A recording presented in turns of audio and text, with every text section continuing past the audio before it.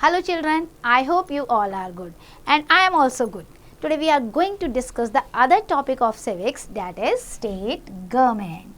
And in this chapter we are going to understand the second level of government, that is state government. How the state government is going to perform in their own states, what are their basic responsibility and what are their other functions. So let's start the chapter with the three tier of government.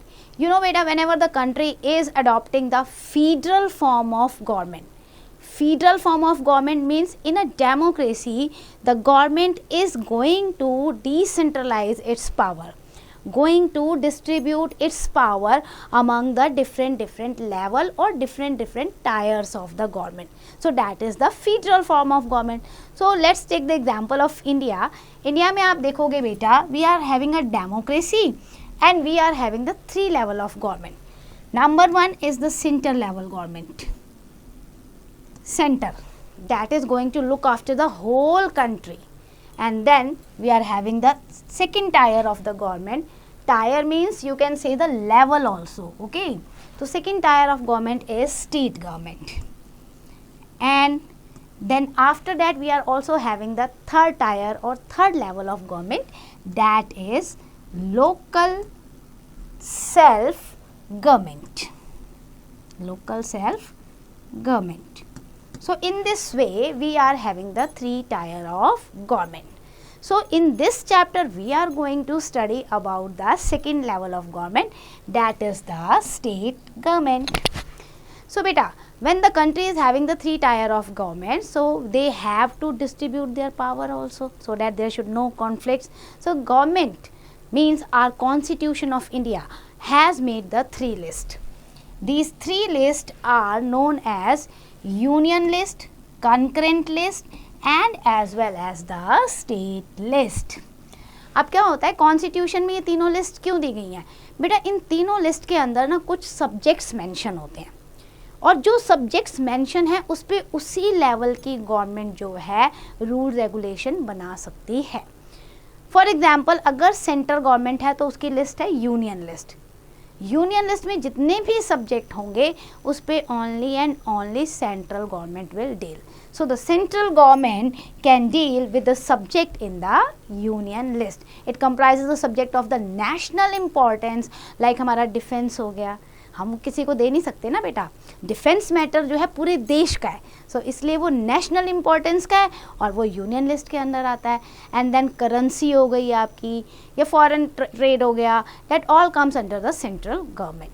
सो इसे हम union list में रखते हैं. Then the state government, they can deal with the subjects which are mentioned in the state list. State list में जो mention होते हैं ना सब्जेक्ट, वो उस स्टेट की टेरिटरी से बिलोंग करते हैं. लाइक आपका इरिगेशन हो गया, पुलिस हो गई. Police is the matter of subject, means the matter of the state government. Police central government के अंदर नहीं आती है बेटा, ये ध्यान रखिएगा. हर स्टेट गवर्नमेंट के अंदर उसकी अपनी पुलिस होती है. इरिगेशन है, खेत कैसे हैं, उनमें किस तरीके से वाटर सप्लाई देनी है, ये भी जो है स्टेट गवर्नमेंट का मैटर है, इसलिए इसे स्टेट लिस्ट में रखा गया है. Then third list is the concurrent list. So some subjects which are having the national and as well as the state level importance also.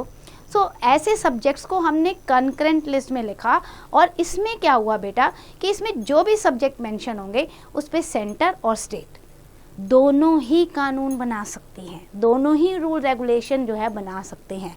Like education है आपका, फॉरेस्ट है, wild animal, sports etcetera. But अब problem यहाँ पे आती है कि अगर दोनों ही इन सब्जेक्ट से डील कर सकते हैं, maybe sometime there are conflict. अगर दोनों में थोड़ा सा कॉन्फ्लिक्ट हो गया, थोड़ा सा मतभेद हो गया, तो क्या करेंगे फिर? भैया आपने तो कह दिया कॉन्स्टिट्यूशन ने कि इन सब्जेक्ट्स पे जो कॉन्करेंट लिस्ट में है उस पर दोनों ही डील कर सकते हैं, सेंटर भी और स्टेट भी. लेकिन अगर दोनों में से किसी में भी कॉन्फ्लिक्ट हो गया, नहीं ऐसे नहीं ऐसे होना चाहिए, ऐसे नहीं ऐसे, फिर क्या होगा? तो कॉन्स्टिट्यूशन में क्लियरली मेंशन है बेटा कि कंकरेंट लिस्ट पे अगर कोई डिस्प्यूट आता है तो फिर only and only what ever the centre government will say that will apply. तो यहाँ सेंटर गवर्नमेंट थोड़ी सी पावरफुल हो जाती है कंकरेंट लिस्ट के मैटर में कि अगर कोई भी कॉन्फ्लिक्ट या डिस्प्यूट अराइज हुआ तो सेंट्रल गवर्नमेंट जो कहेगी वही कानून बनेगा. अब हम चलते हैं 3 organs of state government, most important. Like our body is having the many organs बेटा, है ना, हमारी बॉडी में किडनी भी है, लीवर भी है, eyes, nose, ears, many organs. और ये बॉडी ऑर्गन्स जो हैं अपने अपने फंक्शंस को परफॉर्म करते हैं। आईज क्या करती है? सुनती है, देखती है ना, और सुनने का काम कौन करेगा? ईयर करेगा, ठीक है। इसी तरीके से जो इंटरनल ऑर्गन है आपके, हार्ट है, किडनी है, लीवर है, इनके भी डिफरेंट डिफरेंट फंक्शंस होते हैं। तो उससे क्या होता है, हमारी बॉडी जो है स्मूथली रन करती है, स्मूथ रहती है, हेल्दी रहती है, अगर हमारी बॉडी के सारे ऑर्गन अच्छे से परफॉर्म करें। सेम एज हमें भी एक गवर्नमेंट चलाने के लिए उनके कुछ ऑर्गन्स बनाने होते हैं बेटा, सो डैट हम हर ऑर्गन्स को अपनी रिस्पॉन्सिबिलिटी दे सकें और वो उस रिस्पॉन्सिबिलिटी को फुलफिल करें और गवर्नमेंट जो है स्मूथली रन कर सके, अच्छा सा गवर्नेंस हो उस एरिया में। इसलिए जो है कुछ ऑर्गन्स बनाए जाते हैं। So we are having the 3 organs of the state government. Number 1 the legislature, number 2 is the executive, and the third one is the judiciary. These are the 3 organs for the state government. A state government too has these 3 organs as like the union government. So these 3 together form the state government. हमारे union government में भी यही होते हैं बेटा 3 organs, और state government में भी, और तीनों मिलके बहुत अच्छे से गवर्नेंस करते हैं एक स्टेट का। तो सबसे पहले हम डिस्कस करेंगे फर्स्ट ऑर्गन को, that is state legislature. Now each state is having their own legislature. अब आपको पता है उसे क्या कहते हैं? दैट इज कॉल्ड विधानसभा, ठीक है। जो स्टेट में लेजिस्लेटिव बॉडी होगी उसे हम विधानसभा कहते हैं। People's elected representative as its member. State में भी इलेक्शन होते हैं, हर स्टेट के होते हैं, है ना, और उन इलेक्शन में लोग जिस भी मेंबर्स को जिताते हैं, जो भी लीडर बनकर आता है ना मेंबर, वो रिप्रेजेंटेटिव पता है क्या कहलाता है? That is MLA, member of legislative assembly. हमेशा याद रखो बेटा, सेंटर गवर्नमेंट में जो जीत कर आएगा जनरल इलेक्शन में पूरे देश के, उन्हें हम कहते हैं एमपीज, मेंबर ऑफ पार्लियामेंट। लेकिन जो पर्टिकुलर स्टेट में इलेक्शन होगा और वहाँ से जो रिप्रेजेंटेटिव जीत कर आएगा उन्हें हम MLA, member of legislative assembly कहते हैं। Now different Vidhan Sabha have varying number of members. आप ये नहीं कह सकते कि हर स्टेट की जो विधानसभा है उसमें एक जैसे नंबर होंगे कि भाई नहीं 25 यूपी में, 25 एमपी में, 25 राजस्थान में, 25 ओडिशा में। No no no, not at all. हर स्टेट की विधानसभा का नंबर ऑफ सीट्स जो होता है बेटा वेरी करता है, अलग अलग होता है। अब ये अलग अलग क्यों होता है? It depends on the size of the state, territory, कितना बड़ा स्टेट है उसके अकॉर्डिंग ही तो हम उसके लीडर्स भी रखेंगे ना। And the population also, population कितनी है ये भी ध्यान रखना पड़ता है। अगर किसी स्टेट की पॉपुलेशन एक्सेस है, ज़्यादा है, तो वहाँ पर हमें नंबर ऑफ रिप्रेजेंटेटिव बढ़ाने होते हैं। सो इसलिए हर स्टेट के अपने अलग अलग नंबर्स होते हैं कैंडिडेट्स के।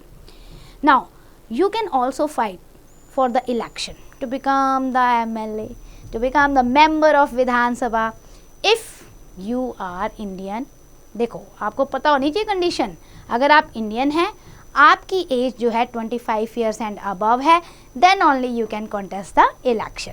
Normally Vidhan Sabha is elected for the period of 5 year, और इसे हम क्या कहते हैं? Tenure also, TENURE, tenure means period. So 5 year का इसका टेन्योर होता है। नोट को देखते हैं बेटा, a Vidhan Sabha is also called the lower house. Lower house भी हम इसे कहते हैं स्टेट में।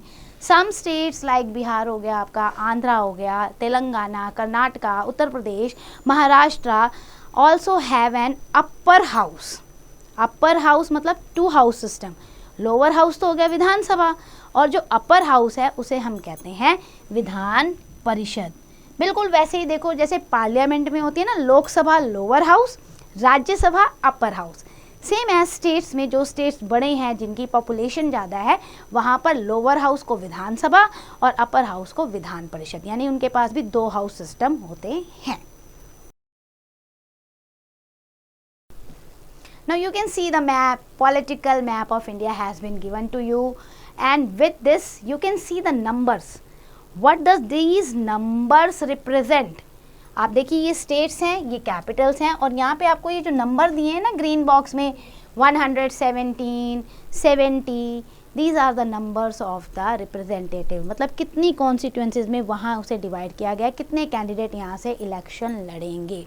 सो ये आपको दिया हुआ है, लाइक पंजाब में 117 सीट्स है, वहाँ इतने कैंडिडेट लड़ेंगे। लेकिन if you are going to compare with Uttar Pradesh, here you can see the large number 403। अब आप उत्तर प्रदेश को राजस्थान से कंपेयर करो, the Rajasthan is the largest state of India. Okay, Rajasthan largest state है, लेकिन डिस्पाइट ऑफ दैट आप देखो कैंडिडेट की संख्या 200। क्यों? क्योंकि यहाँ पे पॉपुलेशन कम है as compare to Uttar Pradesh. So Uttar Pradesh में आपको 403 सीट्स नज़र आ रही हैं। Then Gujarat you can see 182, MP 230. So in this way every state's number has been given to you where how many candidates can contest the election.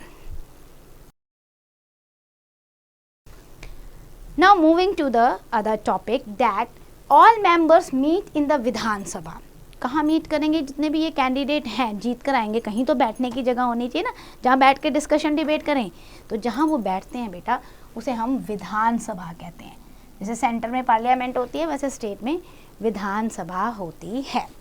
They discuss various matters concerning the state and make different laws for the state.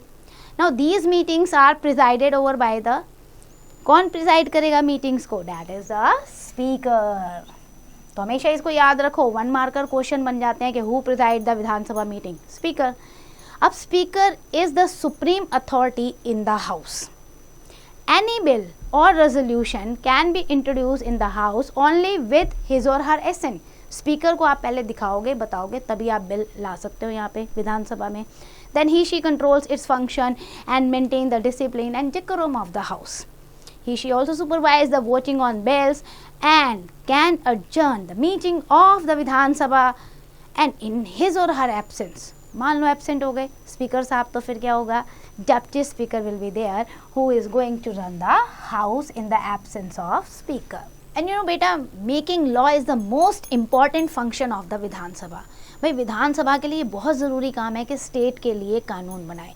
Any proposal who is coming in the house that is called bill. Starting में किसी भी proposal को बेटा आप law नहीं कह सकते हो, उसे प्रपोजल को हम बिल कहते हैं।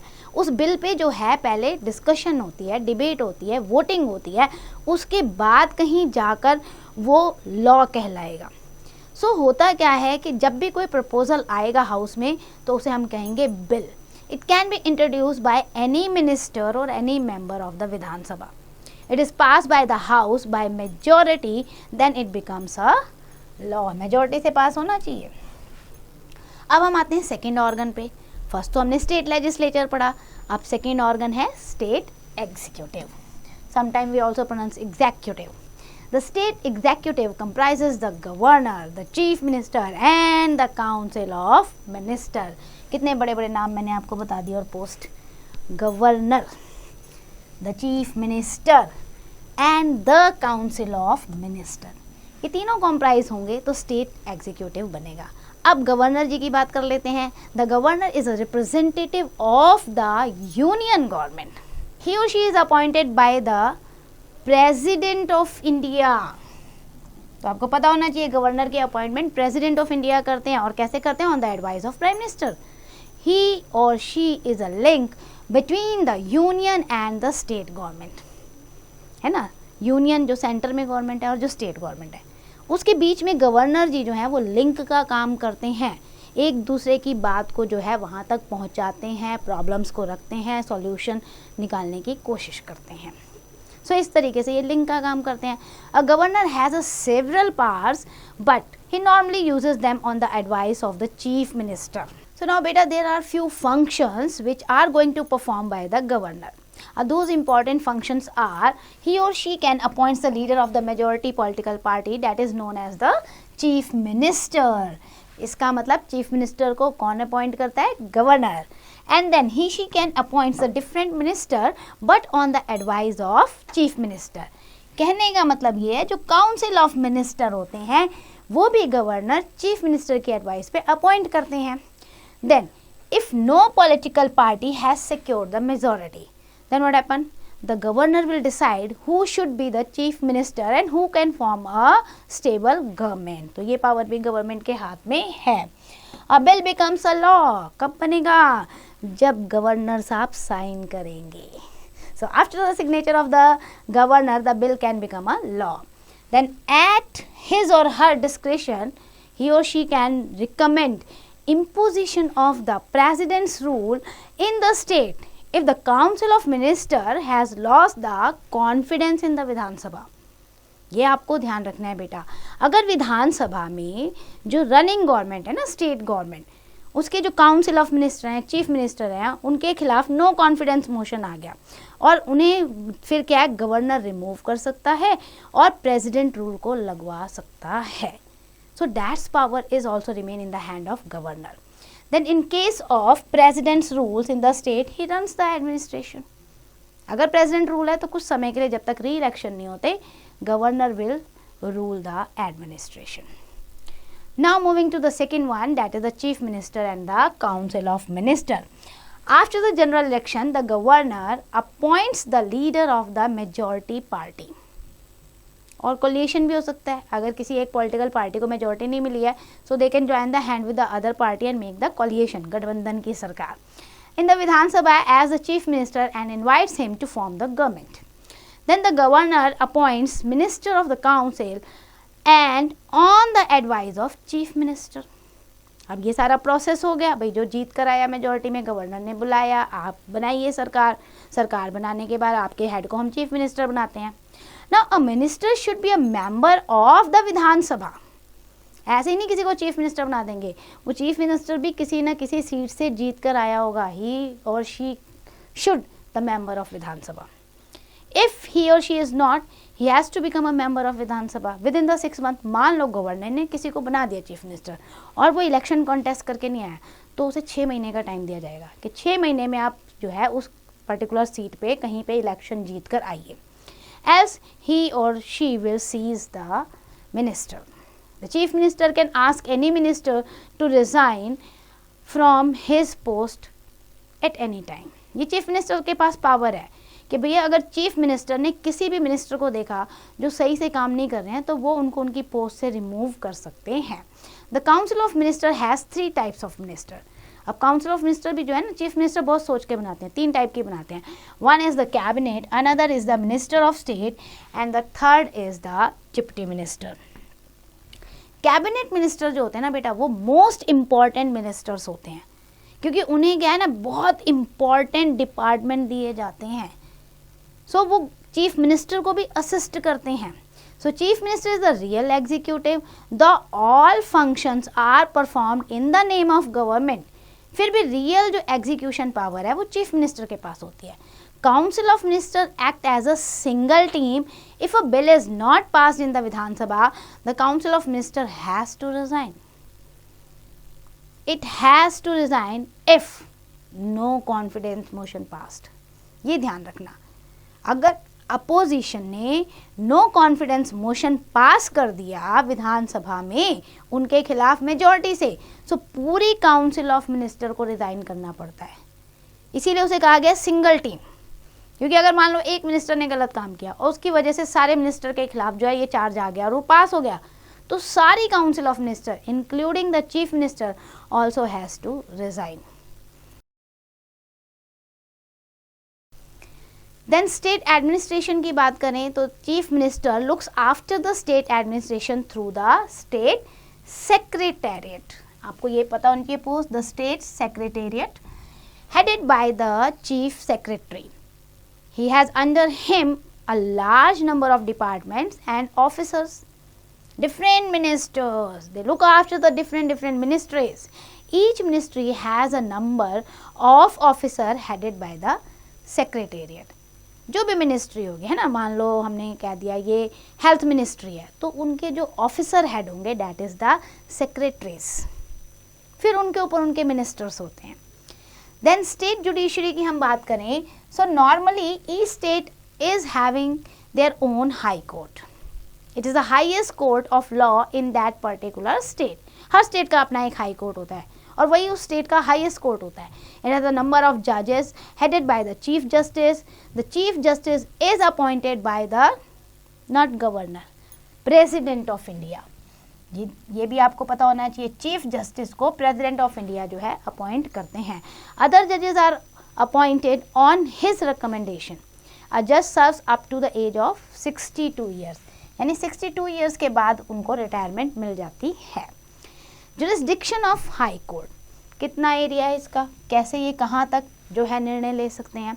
A high court deals with both civil and as well as the criminal cases. दोनों ही तरीके के केसेस को डील करता है high court. Some cases can be filed in the high court directly, like those of violation of fundamental rights हो गए ना. अगर किसी का फंडामेंटल राइट्स हनन हो रहा है, कोई नहीं मान रहा है, तो वो डायरेक्टली हाई कोर्ट में अप्रोच कर सकता है. लेकिन कई बार क्या होता है, an appeal can be filed in to the contest the judgment of a district court. It also supervises the functioning of lower court. Appeal case क्या होते हैं कि भाई आप लोअर कोर्ट में गए थे, वहाँ पे आपके मान लो फेवर में नहीं आया जजमेंट, तो आपने अपील कर दी हाई कोर्ट में कि इस केस को दोबारा सुना जाए. मैं लोअर कोर्ट के डिसीजन से सहमत नहीं हूँ. तो जब आप ऐसे अपील डालते हो तो that is the appeal case.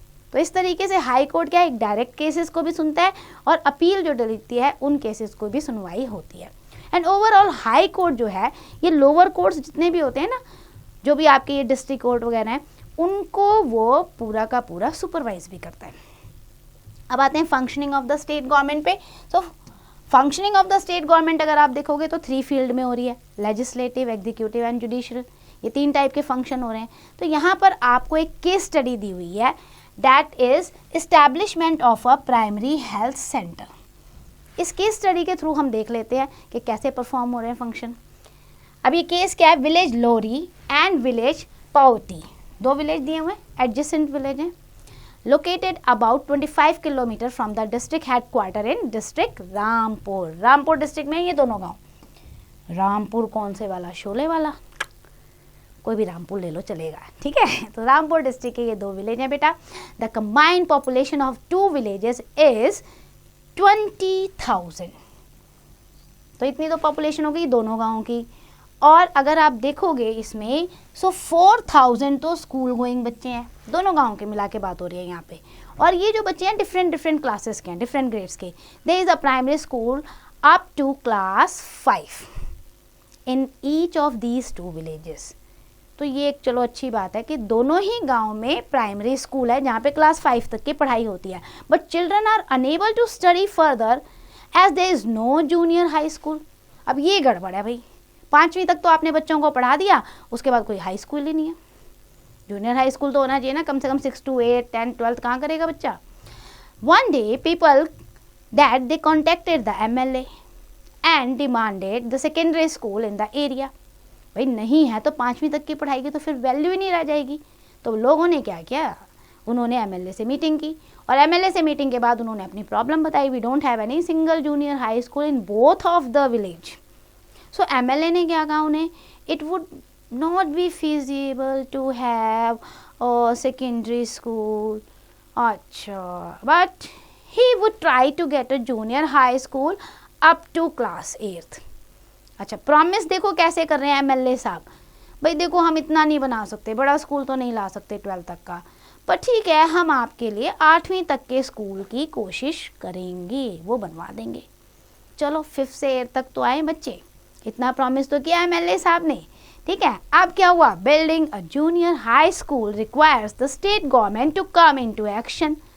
अब ये स्टेट गवर्नमेंट को काम करना चाहिए था ना कि जूनियर हाई स्कूल उन्हें चाहिए. तो अब उन्होंने क्या किया, at first a law legislative action will be needed which can be passed in Vidhan Sabha. अब ऐसे नहीं होता, MLA साहब ने कह दिया बनेगा नहीं, वो प्रॉपर प्रपोजल जाएगा विधान सभा में, वो बिल पास होगा, वो कानून बनेगा कि हाँ उस गांव में हमें ये स्कूल खोलना है. तो वो गया भाई वहाँ पे बिल. अब executive action will have to undertaken the acquire land. Pass हो गया बिल. बिल पास होते ही क्या हुआ कि भाई वहाँ 8वीं तक का स्कूल बनाना है. अब काम किसका आ रहा है, अब एग्जीक्यूटिव की बारी है.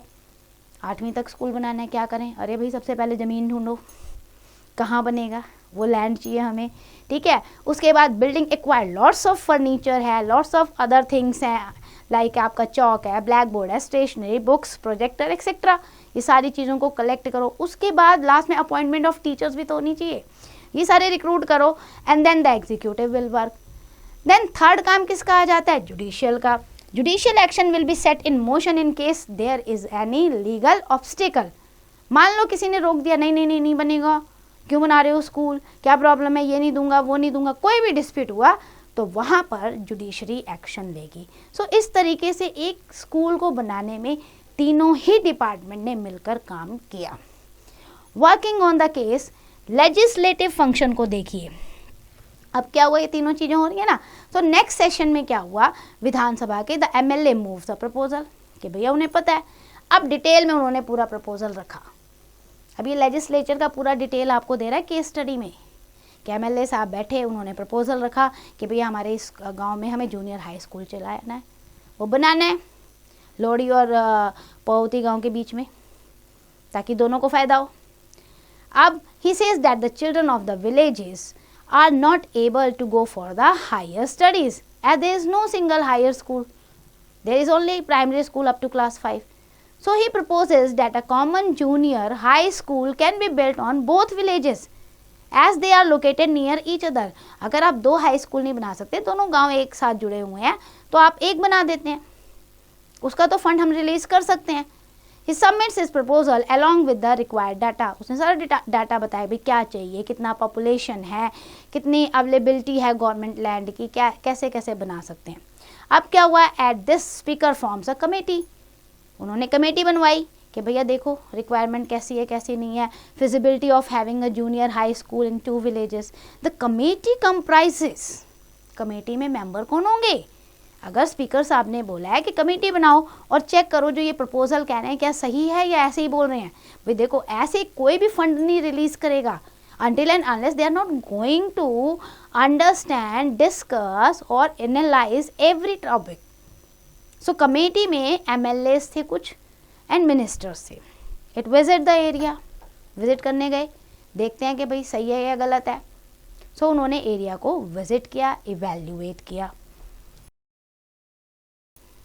Now after that proposal पे वर्क हुआ and submits the recommendation to the speaker whether there is a need for the junior high school or not. The speaker sent the recommendation to the finance minister who looks into the financial parts. अब committee ने ये बोला कि भाई school की तो ज़रूरत है वहाँ पर, तो स्पीकर ने उनकी जो रिपोर्ट थी कमेटी की, जो रिकमेंडेशन थी, वो फाइनेंस डिपार्टमेंट को भेजी, पैसा दो स्कूल खोलना है। If the government has funds for the school, the finance minister then send the recommendation to the education minister who draft a bill. अब वहाँ से कहाँ गया, एजुकेशन मिनिस्टर के पास। In the case the connected MLA too can process a private bill in the Vidhan Sabha. If it is so, it too will undergo with the same process. तो ये देखो कितना लंबा काम है, ऐसा नहीं है कि एकदम से आप बना दोगे, ये सारा प्रोसेस होता है। So education minister now he will prepare a draft and present in the Vidhan Sabha, and on its presentation the bill goes through 3 readings. 3 reading होती हैं। First reading the member of Vidhan Sabha are intimated, first reading में ये बताया जाता है जी हम इसके ऊपर अब डिबेट या डिस्कशन करने जा रहे हैं, ये टॉपिक है। Second reading any amendment suggested, कि भाई हम ये स्कूल बना रहे हैं, आपको कोई अमेंडमेंट करना है, कोई चेंजेस करने हैं, कुछ बताना चाहते हो। Third reading the bill is voted upon, third reading में वोटिंग होगी। If it will pass by the Vidhan Sabha members in majority then the school will certainly constructed, if not तो वो बिल वहीं पे रह जाएगा। So after that bill will be voted and passed by majority. It will go to the governor. The governor then sign the bill, and if he thinks that the bill is very important, he or she can send the bill to the President of India for his assent. After the bill has received the governor's assent, it become a law. Governor के sign होते ही वो law बन जाएगा। तो ये लंबा चौड़ा process होता है, प्रोसीजर होता है लेजिस्लेटिव बॉडीज का। Now next function is the executive function. Education minister prepare a project for building and to building the school and procurement of the different facilities. Finance minister will also study the all project. Then कि ये चाहिए school में, चौक चाहिए, duster चाहिए, furniture चाहिए, projector चाहिए, then the finance minister जो है he or she will release the funds to the education minister. Now the education minister will instruct the education secretary, high officer जो है education department का है ना, to execute the law. He will appoint the officer to identify and acquire the land, get the building built through the contractors, get supplies of different items needed for the school like stationery है, furniture है, ये सारा होगा. Then after this he will transfer or appoint the teachers, peons and other staff in the school. He will also deal with any objections, कोई भी objection आ गया which is raised by the different people ना, तो उसको भी वो solve करेगा. तो यानी कि अब एग्जीक्यूशन फंक्शन क्या है कि जो लॉ पास हुआ है उसे प्रॉपर तरीके से एग्जीक्यूट किया जाए, इम्प्लीमेंट किया जाए, स्कूल बनवाया जाए. जुडिशियल फंक्शन की बात करते हैं. In case of any legal dispute a case can be filed in the competent court of law. आप लॉ जा सकते हो कोर्ट में. The land for the school has to be acquired from the owner who may be unwilling. हो सकता है ज़मीन ऐसी ली हो, वो कह रहा हो कि नहीं मैं तो अपनी ज़मीन नहीं दे रहा, ज़बरदस्ती ली गई है, वो केस कर सकता है. तो कई बार कुछ डिस्प्यूट्स आ सकते हैं. तो ऐसा कोई भी डिस्प्यूट होगा तो उस पर जुडिशरी जो है वो एक्शन लेगी. So all this legislative, executive and judiciary function of the state government में take a long time and from a few months to the several year also. Thus we can see that the government works in a very complicated manner as different people and the departments are involved in any project. हमें गुस्सा आता है ना, क्या एक school नहीं बना पा रही, लेकिन आप देखो बेटा कितना लंबा और कॉम्प्लिकेटेड प्रोसेस है, कितने सारे डिपार्टमेंट से होकर एक बिल जा रहा है और देन वो फाइनलाइज हो रहा है. So this lengthy process is undertaken to ensure that the job is done well. अब बात करते हैं हम यूनियन टेरिटरीज की. There are 8 union territories in India now. 8 union territories हैं. 1 national capital territory of Delhi, NCT of Delhi in India. These are administered by the central government. Union territories बहुत छोटी होती हैं तो सेंट्रल गवर्नमेंट लुक आफ्टर करता है directly through an administrator called the chief commissioner और lieutenant governor. तो हमेशा ध्यान रखो कि जो इनके हेड होंगे ना यूनियन टेरिटरीज के, उन्हें हम चीफ कमिश्नर कहेंगे या लेफ्टिनेंट गवर्नर कहेंगे. Only 4 of them have their own Vidhan Sabhas. The legislative function for the remaining UTs is undertaken by the parliament of India. A UT government functions much like any other state government. Now let's do the quick revision of the chapter. The 3 tier of government in India are the union, the state and the local self-government. Then we have discussed about all government powers are arranged into the 3 lists. Union list, that is also known as the center list, then concurrent list and then the state list. 3 organs of the state governments are legislature, executive and judiciary. After that we have discussed the Vidhan Sabha is the legislative agency of the state government. Then the state executive comprises the governor, the chief minister and the council of ministers who are assisted by the secretary and other officers. After that we have discussed the state judiciary comprises of high court headed by chief justice.